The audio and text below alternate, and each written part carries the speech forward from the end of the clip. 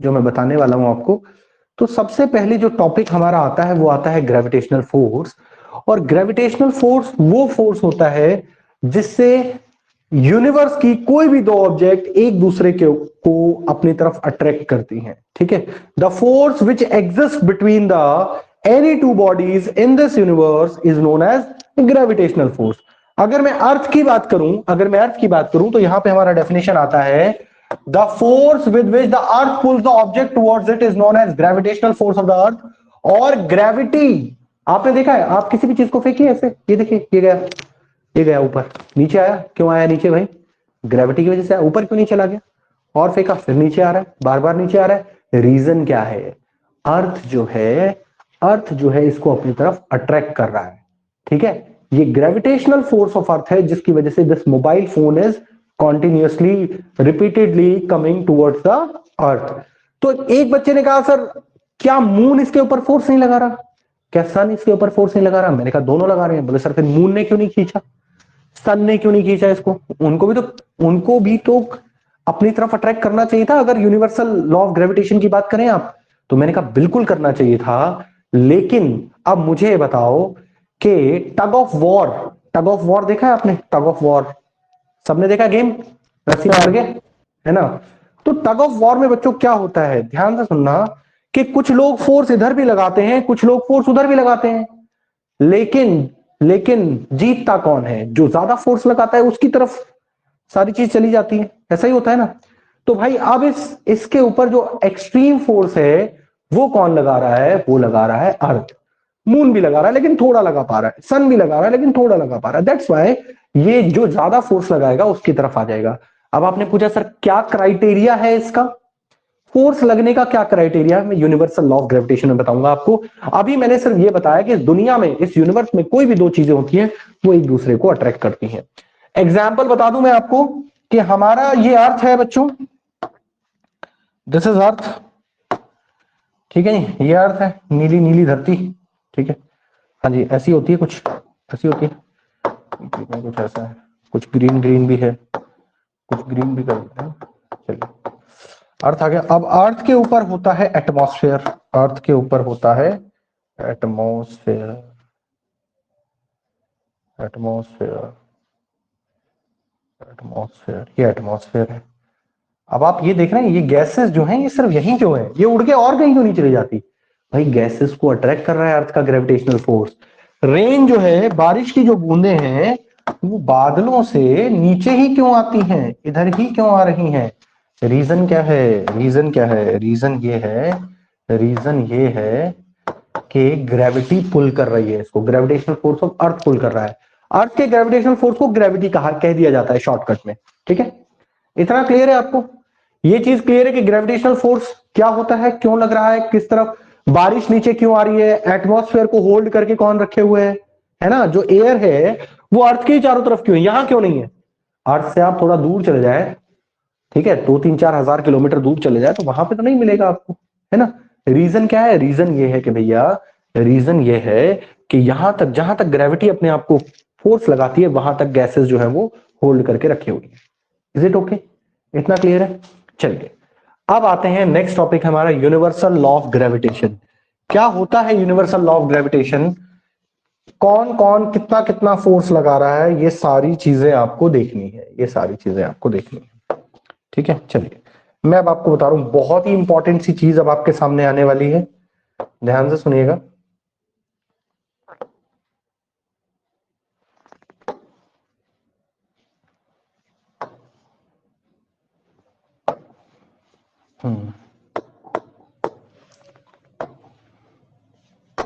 Universal heading लगाएं जरा, universal law of gravitation, heading लगा लीजिए, यूनिवर्सल लॉ ऑफ ग्रेविटेशन।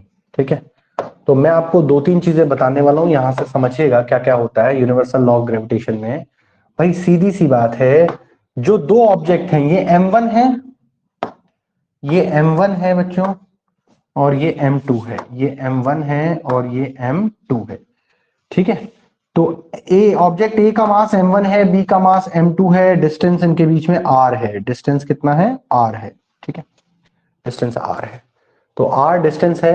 तो यूनिवर्सल लॉ ऑफ ग्रेविटेशन क्या कहता है, बहुत ध्यान से सुनिएगा, कि इन दोनों के बीच में जो फोर्स है ना, that is directly proportional to the product of their masses. ठीक है, डायरेक्टली प्रोपोर्शनल क्या है, प्रोडक्ट ऑफ देयर मासेस। ठीक है, और force acting between two bodies is inversely proportional to square of the distance between them. जितना इनके बीच में डिस्टेंस है उसका इनवर्सली प्रोपोर्शनल है। इनवर्सली का मतलब क्या होता है कि अगर डिस्टेंस ज्यादा है तो फोर्स कम लगेगा, उल्टा होता है उसका। ठीक है, डिस्टेंस ज्यादा होगा तो फोर्स कम लगेगा। अब आपको समझ में आया? देखिए, ये जो फोन है ये किसके पास है, अर्थ के पास है। डिस्टेंस कम है तो फोर्स ज्यादा लग रहा है। सन बहुत दूर है, डिस्टेंस बहुत ज्यादा है तो फोर्स कम लगेगा। तो कम फोर्स उधर लग रहा है, ज्यादा फोर्स इधर लग रहा है, तो किधर आएगा मोबाइल फोन, मोबाइल फोन नीचे आएगा। समझ रहे हैं मेरी बात को? Is it okay? इतना क्लियर है? तो इन दोनों को जब आप कंबाइन करते हैं, इक्वेशन नंबर 1 और इक्वेशन नंबर 2 को, तो what will you get, you will get, ध्यान से सुनिएगा, you will get F is directly proportional to m1 m2 upon r square, m1 m2 upon r square. इतना क्लियर है?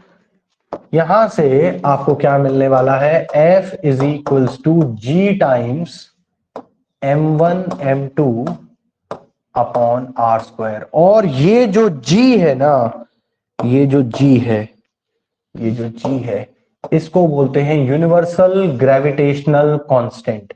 G जो है आपका वो क्या होता है, universal gravitational constant. G is universal gravitational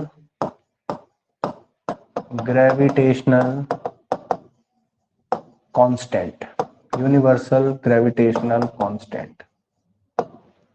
ठीक है, हाँ, यूनिवर्सल ग्रेविटेशनल कांस्टेंट किसको बोलते हैं, जी को। ये फोर्स जो है ना, इस दुनिया में, इस यूनिवर्स में कोई भी दो ऑब्जेक्ट हैं उनके बीच में जो फोर्स है वो आप निकाल सकते हैं बाय यूजिंग दिस फॉर्मूला। अर्थ और सन के बीच में कितना फोर्स लग रहा है, आपको सन का मास पता होना चाहिए, अर्थ का मास पता होना चाहिए, दोनों के बीच का डिस्टेंस पता होना चाहिए। You can find out the value of force acting between sun and the earth. ठीक है बच्चों, इज दैट क्लियर? तो सबसे पहले स्टेटमेंट लिख लीजिए जरा। सबसे पहले आपको स्टेटमेंट लिखनी है इसमें। It states that every body in the universe attracts every other body with a force directly proportional to the product of their masses, inversely proportional to the square of the distance between them। Please ये statement लिखेंगे सब लोग, दिखाई दे रहा है ना? हाँ जी, statement लिखेंगे ध्यान से।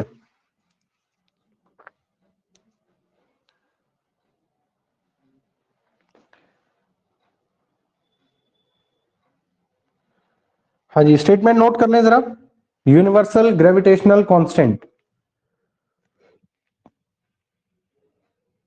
यूनिवर्सल ग्रेविटेशनल लॉ, सबसे पहले यूनिवर्सल ग्रेविटेशनल लॉ है, इसका डेफिनेशन नोट कर लें। गौरव, देवर्ष कटारिया नोट करिए जल्दी से।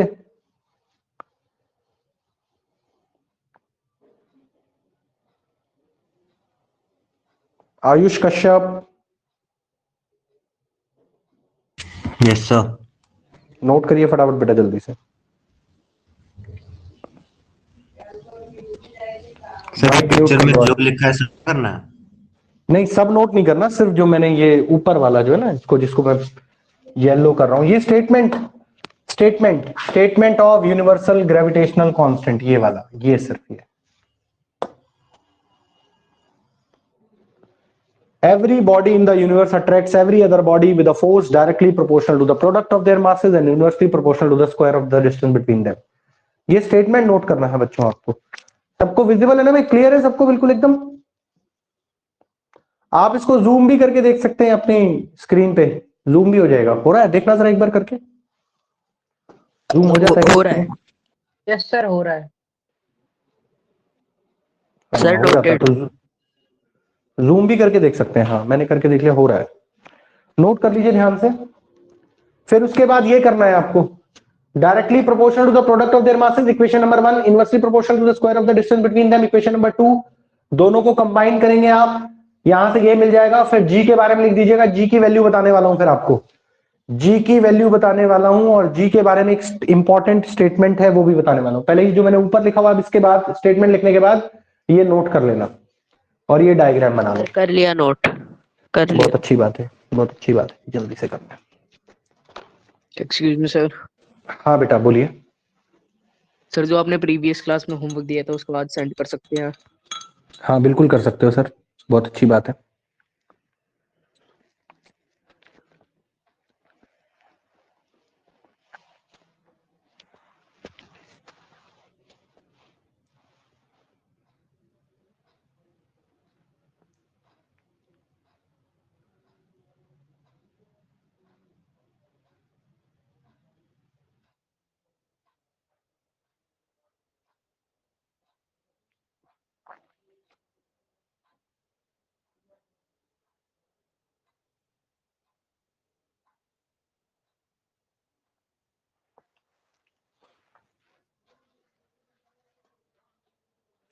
बच्चों नोट कर लिया? आनंदिता, देवर्ष, नोट कर लिया है?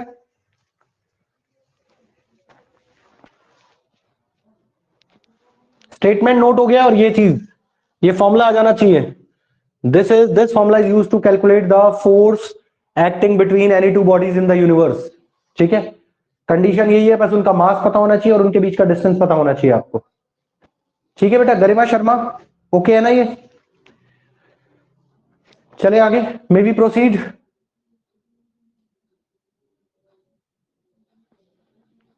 आगे चलें बच्चों, ठीक है।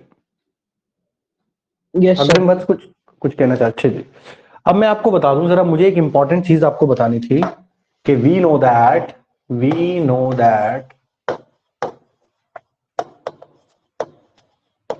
F is equals to G m1 m2 upon R square, ये है ना?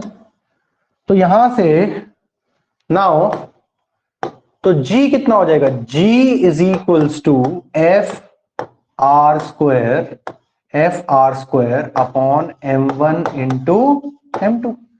G जो है, G यही रखो, एफ आर स्क्वायर उधर चला गया, m1 m2 नीचे आ गया। ठीक है, तो जब इसकी आप वैल्यू कैलकुलेट करते हो बच्चों, जब इसकी वैल्यू और एसआई यूनिट, ध्यान सुन लेना, जब इसकी वैल्यू और SI unit 6.67 into 10⁻⁻11 newton metre square पर केजी स्क्वायर।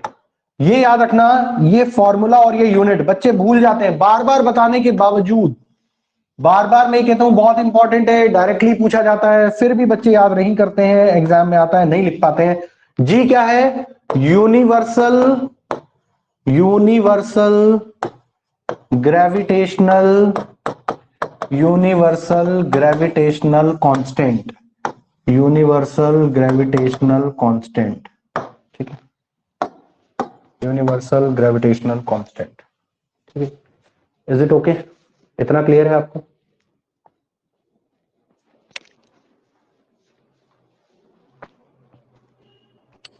जी का वैल्यू एफ कैसे फाइंड आउट करते हैं?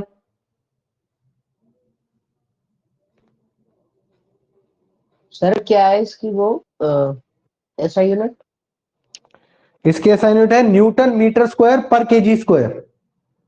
जी की देखो ऐसे पता लगेगा ना, फोर्स की क्या होती है? न्यूटन, डिस्टेंस की क्या होती है? मीटर, तो मीटर स्क्वायर, और नीचे क्या है? केजी इंटू केजी पर केजी स्क्वायर। ठीक है जी,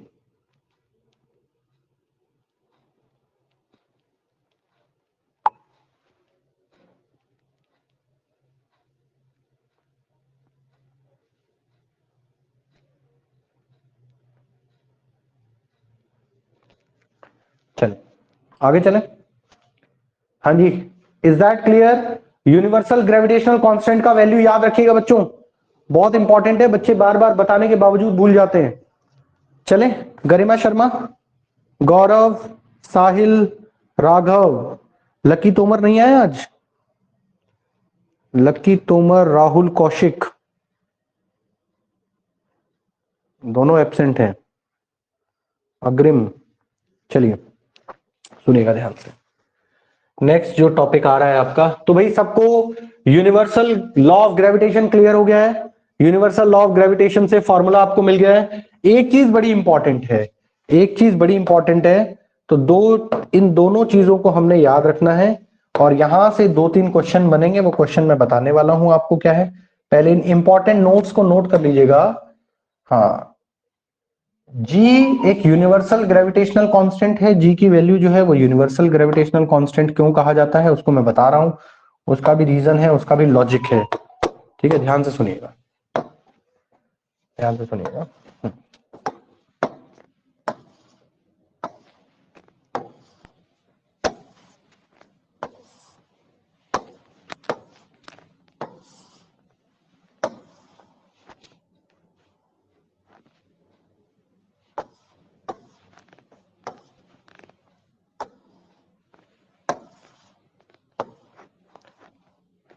चलिए, अब ये नोट है, यहां पे इंपॉर्टेंट नोट है ये, तो प्लीज ध्यान से इसको नोट करिएगा। नोट, अब दो क्वेश्चन बन रहे हैं इससे।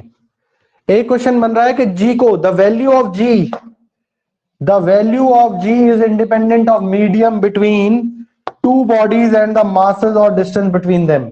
ठीक है, value of G is independent of medium between the two bodies and the masses और distance between the two bodies. ठीक है, जी की वैल्यू इंडिपेंडेंट होती है, जी की वैल्यू को कोई मतलब नहीं है क्या मीडियम है, क्या कुछ भी क्या हो रहा है, जी की वैल्यू कोई मैटर नहीं करती है। जी की वैल्यू तो कांस्टेंट है, वो किसी ना मीडियम के चेंज होने से चेंज होगी, ना मास के चेंज होने से चेंज होगी, ना डिस्टेंस के चेंज होने से चेंज होगी, है ना। तो प्लीज ये बहुत इंपॉर्टेंट पॉइंट है। तो दैट्स वाई जी की वैल्यू देख रहे हैं आप, हमेशा फिक्स रहती है, चाहे कुछ भी मास हो, चाहे कुछ भी डिस्टेंस हो, चाहे कुछ भी मीडियम हो, whatever the medium, whatever the mass, whatever the distance, तो it is independent of all these three things. किस किस के ऊपर इंडिपेंडेंट है देख लीजिएगा जरा, मैं आपको बता दूं। मीडियम, मासेस और डिस्टेंस, ठीक है, तीन चीजों के ऊपर इंडिपेंडेंट है, तीन चीजों पर डिपेंड नहीं करती है। ठीक है, और एक क्वेश्चन आता है why it is called universal law, क्योंकि ये यूनिवर्सल लॉ इसलिए है कि यूनिवर्स में कोई भी दो ऑब्जेक्ट है उनके लिए एप्लीकेबल है। ठीक है, why this law is called universal law, why, why this law, why this law is called, is called universal, universal gravitational law, universal gravitational law. ठीक है, why this law is called universal gravitational law, तो उसका answer यहां है नीचे, ये अभी लिखना है आपको। This law is called universal because it is applicable to all the bodies having mass, whether the bodies are big or small, whether the bodies are terrestrial or celestial। celestial समझ गए, इस यूनिवर्स की जो भी bodies है उनके लिए। तो प्लीज ध्यान से नोट कर लें, और ये चीज, ये पॉइंट बड़ा इंपॉर्टेंट है नोट वाला। ठीक है, 2 मिनट का टाइम था, जल्दी से नोट करें और होते ही डन लिखें। डन लिखिएगा चैट बॉक्स में जैसे ही आप इनको नोट कर लें। ये क्वेश्चन के साथ लिखना है आंसर नीचे वाले पॉइंट का।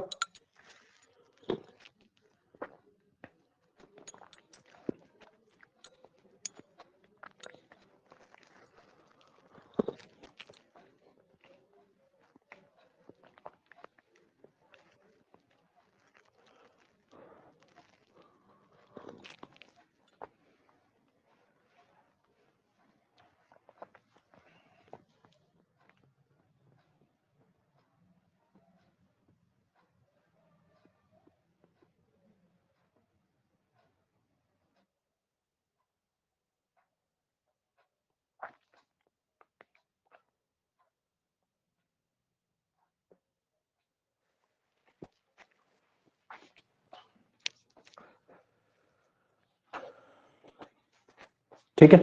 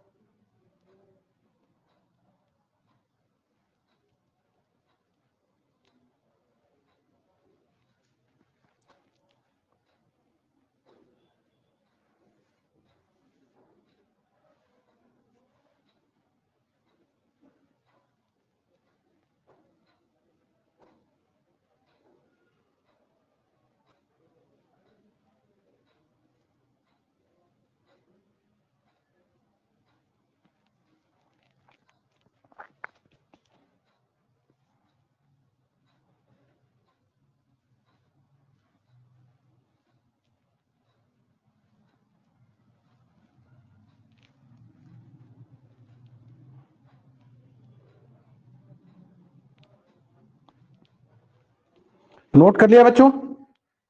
आगे चलें। Ayush Kashyap, is it okay? इतना तीसरे यूनिवर्सल क्यों का? हाँ 2 मिनट, ठीक है। देवांशी जी लिखिए फटाफट।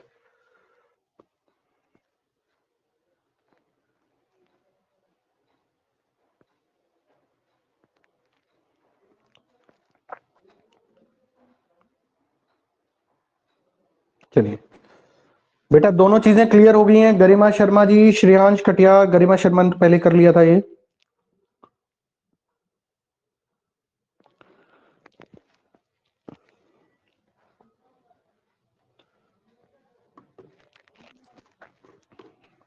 आज क्या डेट है?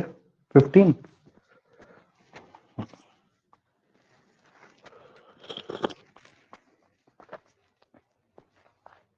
चलिए चलते हैं भैया, अब आगे चलते हैं, बहुत देर हो गई। ठीक है, इसके बाद नेक्स्ट टॉपिक जो आता है आपका, यूनिट हो गई। हाँ, मोशन अराउंड द अर्थ और सेंट्रिपिटल फोर्स। सेंट्रिपिटल फोर्स के बारे में आपको पता होना चाहिए, मैं बता देता हूं सेंट्रिपिटल फोर्स क्या होता है। सेंट्रिपिटल फोर्स वो फोर्स होता है जो किसी भी ऑब्जेक्ट को सर्कुलर मोशन में मूव कराने में हेल्प करते हैं, है ना, वो सेंट्रिपिटल फोर्स होते हैं। मून जो है वो अर्थ के अराउंड सर्कुलर मोशन में घूम रहा है, सन जो है वो अर्थ के अराउंड सर्कुलर मोशन में घूम रही है ना। तो इनको क्या कहते हैं? ये सेंट्रिपिटल फोर्स की वजह से पॉसिबल हो पाया है। मैं बताता हूं आपको, डिटेल से पढ़ने वाले हैं, इसको ध्यान से सुनने की जरूरत है।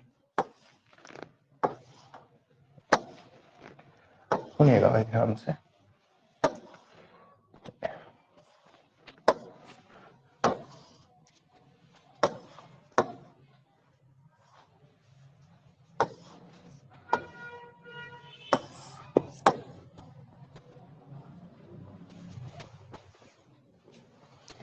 देखिए बच्चों, क्या होता है,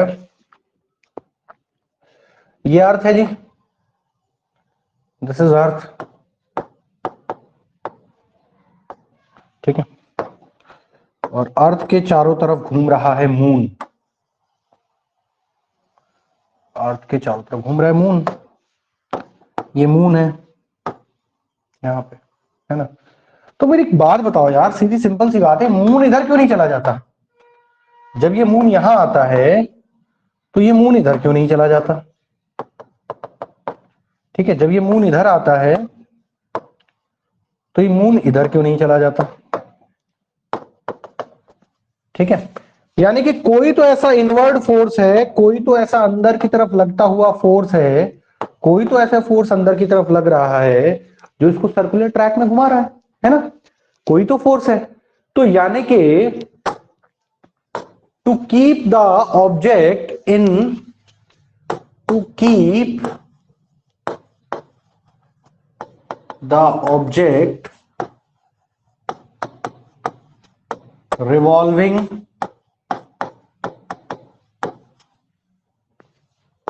around another object,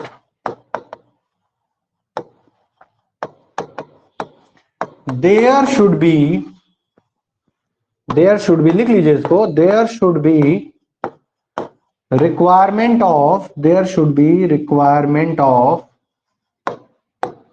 centripetal force, there should be requirement of centripetal force। Centripetal force की रिक्वायरमेंट होती है।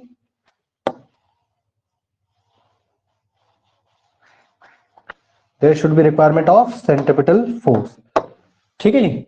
To keep the object there should be requirement of centripetal force. अब ये सेंट्रिपिटल फोर्स आएगा कहां से भाई? इसके पास कौन देगा इसको सेंट्रिपिटल फोर्स? इसको सेंट्रिपिटल फोर्स प्रोवाइड करेगा कौन? सेंट्रिपिटल फोर्स प्रोवाइड करेगा अर्थ का ग्रेविटेशनल फोर्स, ठीक है। हाँ, which is provided by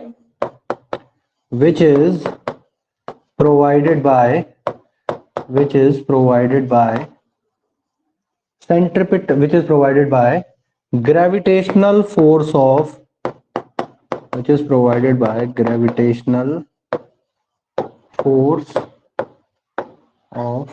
larger body over smaller one, है ना। तो लार्जर बॉडी प्रोवाइड करती है इसको ग्रेविटेशनल फोर्स। इतना क्लियर है? तो किसी भी ऑब्जेक्ट को सर्कुलर ट्रैक में घूमने के लिए आपको मैं फॉर्मूला बता देता हूं। फॉर्मूला क्या होता है बच्चों? फॉर्मूला जो सेंट्रीपिटल फोर्स का फॉर्मूला होता है F C is equals to M V square by R. M V square by R होता है, ठीक है। सेंट्रीपिटल फोर्स क्या होता है? M V square by R. तो ये जो फोर्स है ना, ये फोर्स कहां से आया? ये फोर्स ग्रेविटेशनल फोर्स ने प्रोवाइड किया है ना। तो ग्रेविटेशनल फोर्स जब इसको सेंट्रीपिटल फोर्स देता है, जब जाके ये सर्कुलर ट्रैक में घूम पाता है। इतना क्लियर है आपको? हाँ जी, नोट कर लीजिए जरा इसको। अगर ये फोर्स नहीं होता, the moon would pursue uniform straight line motion. अगर ये फोर्स नहीं होता तो मून सीधा चला जाता है ऐसे। समझ गए हो? हाँ जी श्रेयांश, क्लियर है भैया? सेंट्रीपिटल फोर्स मैंने बता दिया, किसी भी ऑब्जेक्ट को किसी दूसरी ऑब्जेक्ट के अराउंड सर्कुलर ट्रैक में मूव कराने के लिए आपको सेंट्रीपिटल फोर्स की रिक्वायरमेंट होती है, और मून को वो सेंट्रीपिटल फोर्स कौन प्रोवाइड कर रहा है? Gravitational force of the earth. ठीक है देवांशी जी, क्लियर हो गया आपको ये? Yes sir. जो नेक्स्ट टेस्ट होगा देवांशी, ध्यान से पढ़ के करिएगा। आपको अपनी कमियां पता चल गई हैं? क्या किया है यस आपने? सर। तो भाई लर्न करें। मैं देख रहा हूं बच्चों के जिनके मार्क्स कम आए हैं, उन्होंने अच्छे से लर्न नहीं किया हुआ है, डेफिनेशन नहीं लिख पा रहे हैं आप। तो चीजों को ध्यान से रिवाइज करें, और सबसे पहला काम तो ये होता है कि मास्टरी कर लें आप एनसीईआरटी क्वेश्चंस में। दो दो तीन तीन बार करके देखें उनको। एनसीईआरटी क्वेश्चन में मास्टरी कर पाएंगे, तब जाके आप आगे और एक्स्ट्रा क्वेश्चंस कर पाएंगे। जब एनसीईआरटी नहीं हो रहे तो आगे एक्स्ट्रा कैसे कर पाओगे? तो वर्क एंड एनर्जी पे भी जब आप ध्यान देंगे, तो अभी सिर्फ एनसीईआरटी क्वेश्चंस की प्रैक्टिस करनी है आपको। सॉल्व एग्जाम्पल अच्छे से करिएगा, टेक्स्ट बुक एक्सरसाइज अच्छे से करिएगा। कोई प्रॉब्लम आ रही हो तो मैं सॉल्यूशन शेयर कर दूंगा आपको, लेकिन आप अच्छे से करें इसको, मेहनत करें थोड़ा सा 2-3 दिन इस चैप्टर के ऊपर, ठीक है।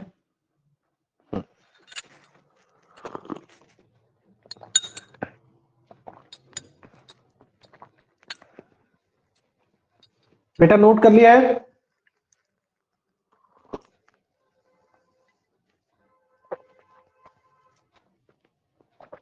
Devarsh Kataria, noted down?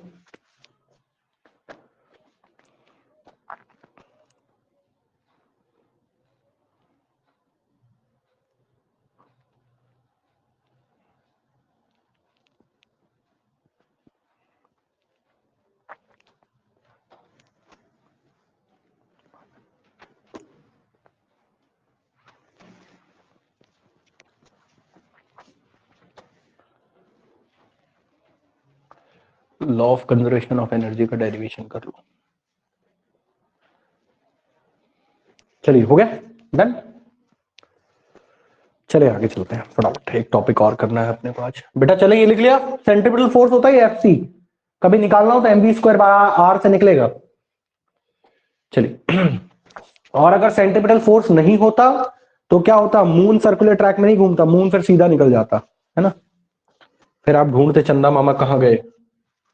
ठीक है चलिए, importance of universal law of gravitation बहुत इंपॉर्टेंट पॉइंट है।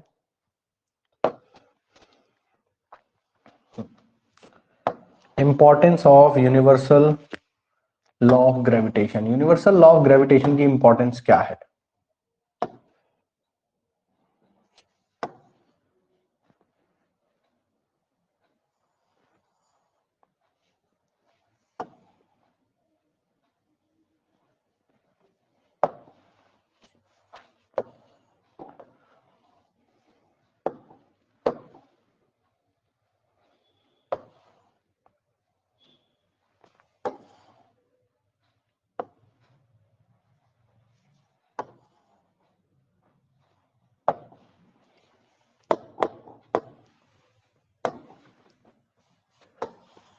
हेडिंग लगा लीजिए, importance of universal law of gravitation. Importance of universal law of gravitation. Importance of universal law of gravitation.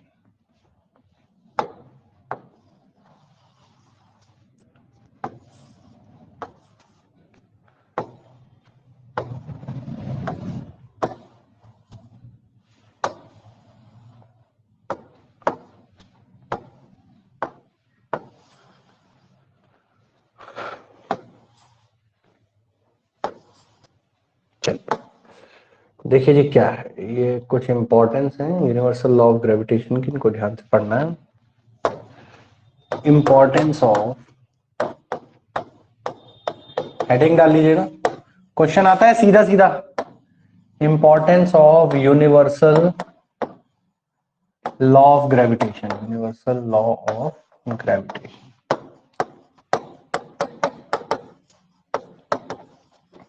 ठीक है। तो यूनिवर्सल लॉ ऑफ ग्रेविटेशन का importance, सबसे पहला इंपॉर्टेंस है the force bind us to the earth, हमको earth से बांध के रखता है। भाई सीधी सी बात है, अगर मैं आपको एक छोटी सी बात बताऊं कि अगर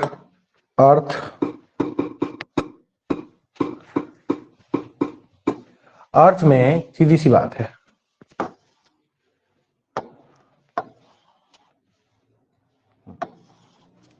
अब आप ऐसे कह रहे हैं सर ठीक है अर्थ के ऊपर है तो हम कोई बात नहीं, यहां पे खड़े हो तो कोई दिक्कत नहीं है, यहां पे खड़े हो, लेकिन यहाँ नीचे आ गए तो नीचे गिर जाओगे भाई। क्या कोई गिरता है क्या? नॉर्थ पोल वाला ऊपर रहता है, साउथ पोल वाला नीचे गिर जाता है क्या? ऐसा होता है क्या? नहीं, क्योंकि यहाँ पे एक ग्रेविटेशनल फोर्स है जो होल्ड करके रखे हुए है। ठीक है, हमें सारी चीजों को, बिल्डिंग और जो भी चीजें हैं सबको होल्ड करके रखे हुए हैं। The motion the moon around the earth, moon का मोशन भी मैंने आपको बताया कि मून को सेंट्रिपिटल फोर्स चाहिए राउंड राउंड घूमने के लिए, तो सेंट्रिपिटल फोर्स कौन देगा? ग्रेविटेशनल फोर्स देगा। ठीक है, अगर ग्रेविटेशनल फोर्स ना होता तो सेंट्रिपिटल फोर्स भी नहीं होता, सेंट्रिपिटल फोर्स नहीं होता तो मून जो है वो सीधा चला जाता।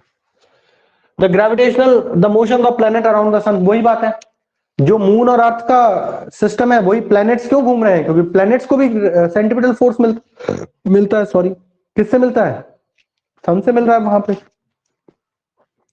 The prediction of solar and lunar eclipse, आपने देखा होगा चंद्र ग्रहण, सूर्य ग्रहण, बता देते हैं भैया अमावस्या अब होगी, पूर्णिमा अब होगी। ठीक है, सोलर एक्लिप्स, लूनर एक्लिप्स कब होते हैं, ये सब यूनिवर्सल लॉ ऑफ ग्रेविटेशन की हेल्प से बताया जाता है। Is it okay? इतना क्लियर है आपको? हाँ जी बच्चों, क्लियर है भाई? इंपॉर्टेंस फटाफट, पहली तीन इंपॉर्टेंस जल्दी से नोट कर लीजिए, फिर हम आगे चलेंगे। First three importance, quick fast.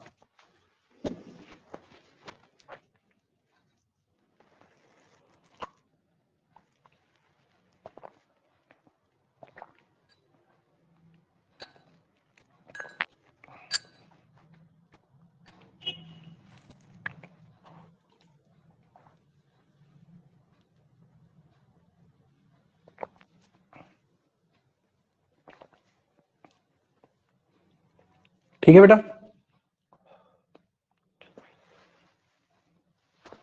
बोला करो, बोलते नहीं यार आप लोग, चैट बॉक्स में डालिए, बोलिए तभी तो पता चलेगा। Yes, sir.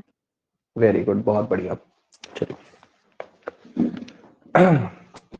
नेक्स्ट आगे चलते हैं। Sahil Yadav ji, yes sir. Will try to complete this chapter within 2-3 classes. ठीक है, कोशिश करेंगे जल्दी जल्दी करें। Newton third law,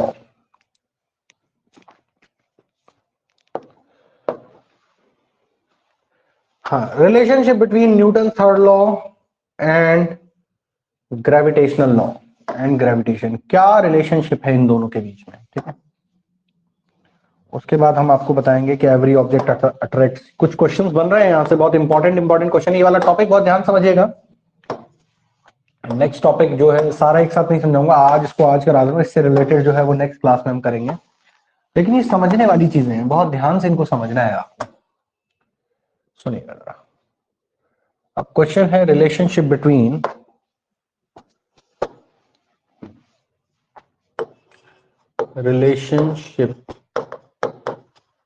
relationship between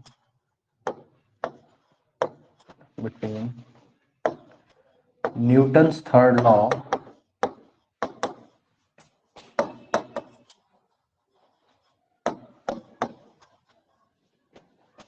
and gravitation. Heading लगा लीजिए जल्दी से, देवांशी हेडिंग लगाओ बेटा। तनीषा, तनीषा नानिया है आज क्लास में? तनीषा,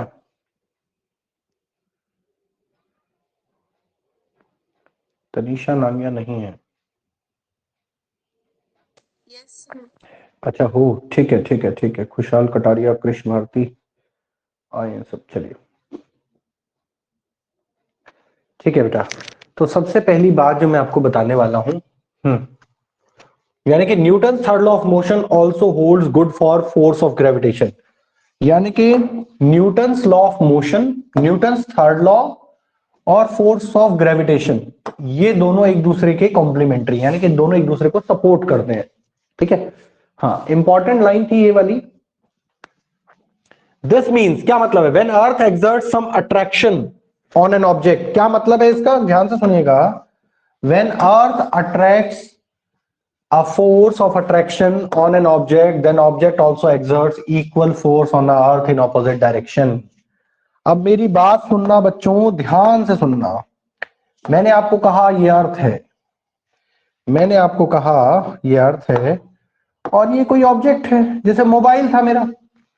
अब मोबाइल अगर नीचे की तरफ जा रहा है, यानी कि अर्थ इज एक्टिंग, अर्थ नीचे की तरफ, तो भाई ये जो छोटी सी चीज है ना, ये भी अर्थ को अपनी तरफ खींच रही है। अगर ये येलो चीज, येलो फोर्स लगा रही है,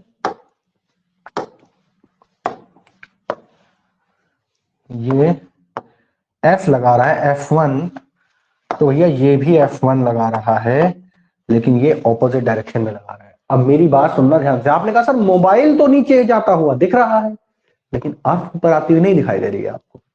अर्थ आपको ऊपर आती हुई नहीं दिखाई दे रही है ना, अर्थ तो ऊपर गई नहीं, मोबाइल नीचे आ रहा है। जब भाई अर्थ को जब मोबाइल खींच रहा है तो वो भी जानी चाहिए ना ऊपर, लेकिन ऐसा नहीं होता है। ठीक है, ऐसा नहीं होता है, मोबाइल नहीं जाएगा, अर्थ नहीं जाएगी, मोबाइल ही नीचे आएगा। उसका रीजन है, उसका लॉजिक बताऊंगा मैं आपको। तो सबसे पहली लाइन आपको क्लियर हुई कि जब अर्थ किसी ऑब्जेक्ट के ऊपर फोर्स ऑफ अट्रैक्शन लगाती है, तो वो ऑब्जेक्ट भी अर्थ के ऊपर फोर्स ऑफ अट्रैक्शन लगाता है। Is that clear? हाँ जी, एक्सप्लेन किया गया है। यानी कि मून अगर अर्थ पे फोर्स लगा रहा है तो अर्थ भी मून पे, अगर अर्थ मून पे फोर्स लगा रही है तो मून भी अर्थ पे फोर्स लगाता है। और आपने देखा है हाई टाइड्स आती है ना, tides are the results of, यहां पे tides are due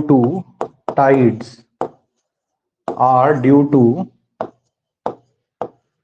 gravitational pull of moon, gravitational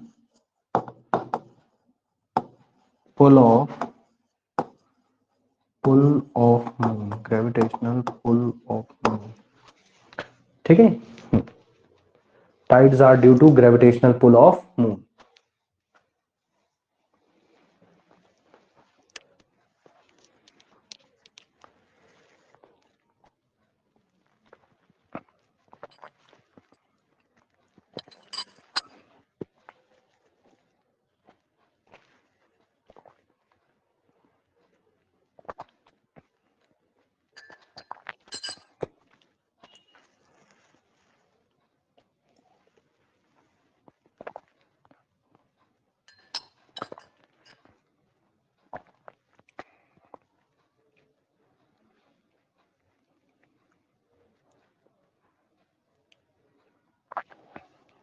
ठीक है बच्चों,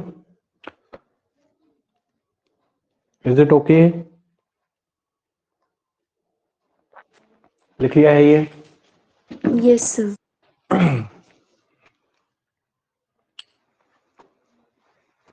अब सुनना ध्यान से। अब एक बहुत ही इंपॉर्टेंट सी लॉजिक से आपको समझाऊंगा कि यहां पे एक्सेलरेशन क्यों नहीं हो रहा, वहां क्यों हो रहा है।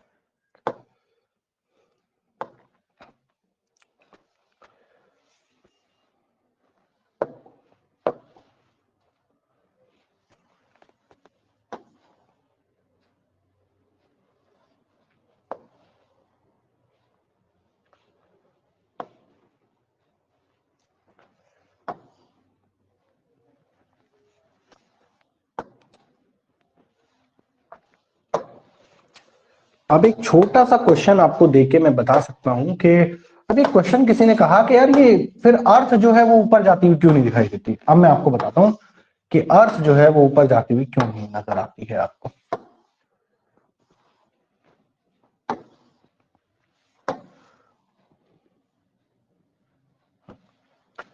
देखिए रीजन क्या होता है, if however at least one body is very very large then the gravitational force become very large. अगर एक ऑब्जेक्ट बहुत ज्यादा बड़ी हो तो ग्रेविटेशनल फोर्स बहुत ज्यादा हो जाता है।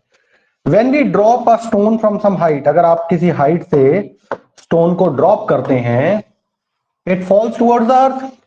तो अर्थ की तरफ आएगा। तो अर्थ की तरफ किस से आएगा? एक्सेलरेशन क्या होगी उसकी? Force upon mass. एक्सेलरेशन भाई आपको फॉर्मूला पता है, आपको फॉर्मूला पता है, we know that F is equals to m into A, ये होता है force is equals to mass into acceleration. तो किस एक्सेलरेशन से नीचे आएगा? ये एक्सेलरेशन से आएगा F अपॉन m से, इस फॉर्मूला से। अब since force is constant, since force is constant, since force is constant, then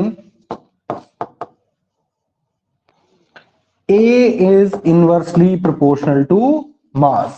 mass जो है, acceleration जो है वो inversely proportional to mass होगा। और अब आप देखिए, since the mass of stone is very very small, so acceleration produced by gravitational force is large. अब स्टोन का मास तो बहुत छोटा है, तो एक्सेलरेशन बहुत ज्यादा होगी, तो वो बेचारा तेजी से नीचे आएगा। लेकिन mass of earth is very very large, so acceleration produces very very small, तो एक्सेलरेशन बहुत ही छोटा प्रोड्यूस होगा। तो इतना छोटा प्रोड्यूस होगा एक्सेलरेशन अर्थ के अंदर कि वो आपको फील ही नहीं होगा, वो नेग्लिजिबल होता है। मास बहुत ज्यादा है तो एक्सेलरेशन बहुत कम होगा।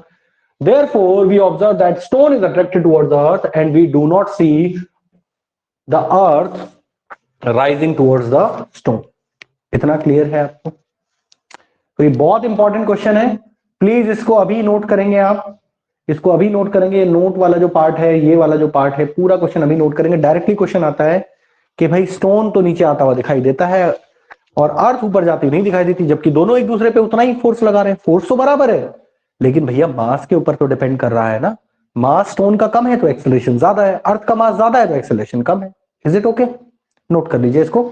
आज की क्लास यहीं तक होगी हमारी। आपका काम क्या है मैं बता देता हूं आपको।